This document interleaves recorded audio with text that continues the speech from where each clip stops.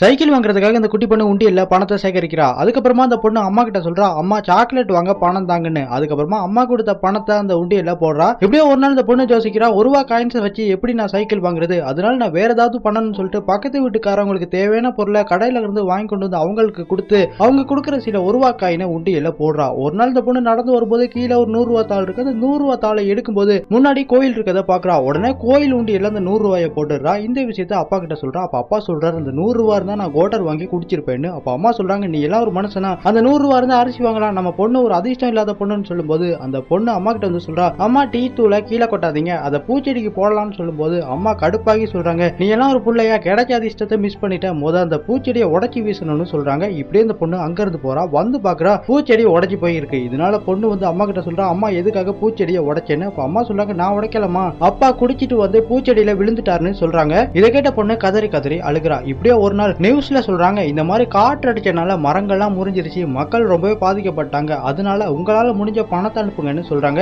இதை கேட்டு இந்த பொண்ணு நம்ம ஏதாவது பண்ணணும்னு சொல்லிட்டு அடுத்த நாள் அவ உண்டியல்ல சேர்த்து வச்சு இந்த பணத்தை அங்க இருக்க மேனேஜர்கிட்ட கொடுத்து இந்த பணத்தை அவங்களுக்கு கொடுங்கன்னு சொல்றாங்க. அப்ப அந்த மேனேஜர் சொல்றாரு, இந்த பணத்தை எதுக்காக நீங்க சேர்த்து வச்சீங்கன்னு சொல்லி கேட்கும்போது இந்த பொண்ணு சொல்றா, நான் சைக்கிள் வாங்குறதுக்காக பணத்தை சேர்த்து வச்சேன், ஆனா அது இப்ப முக்கியம் இல்ல, இதை மக்களுக்கு கொடுங்கன்னு சொல்லிட்டு இந்த பொண்ணு அங்க இருந்து போயிடுறா. அதுக்கப்புறமா வீட்டுல வந்து ரொம்ப சோகமா இருக்கா. அப்ப அம்மா சொல்றாங்க, எதுக்காகமா அழுகுறேன்னு சொல்லும்போது பொண்ணு சொல்றா, எதுவுமே இல்லன்னு. அப்ப நியூஸ்ல போடுறாங்க, இந்த மாதிரி ஒரு பொண்ணு உண்டியல்ல இருந்து பணத்தை மக்களுக்கு உதவி பண்ண சொல்லி கொடுத்தான்னு சொல்றாங்க. இதெல்லாம் பார்த்து அப்பா அந்த பொண்ணுகிட்ட போய் சொல்றாரு, என்ன மன்னிச்சிருமா, இனிமே நான் குடிக்க மாட்டேன், குடிக்காம நான் இருந்தேன்னா 2 மாசத்துல உனக்கு சைக்கிள் வாங்கி தருவேன்னு சொல்லும்போது அந்த பொண்ணு சொல்றா, பரவாயில்ல விடுங்கப்பா அப்படின்னு சொல்றா. இப்படியே பாத்தீங்கன்னா இந்த பக்கமா அந்த நியூஸை பார்த்த ஒருத்தர் அந்த மேனேஜர்கிட்ட சொல்றாரு, உண்மையிலே இந்த பொண்ணு நல்ல பொண்ணு தான், அதனால இந்த பொண்ணுக்கு நான் கிஃப்டா அந்த சைக்கிளை கொடுக்குறேன்னு சொல்லிட்டு ஒரு சைக்கிளை கொடுக்குறாரு. அதுக்கப்புறமா மேனேஜர் அந்த சைக்கிள் எடுத்துட்டு ஆட்டோல வராரு. அப்படி வந்தா அந்த பொண்ணு சோகமா அந்த இடத்துல உட்காந்துருக்கா. உடனே அந்த பொண்ணு கிட்ட போய் அந்த சைக்கிளை காட்டுறாரு. இதை பார்த்தோன்னு இந்த பொண்ணு ரொம்ப சந்தோஷப்படுறா.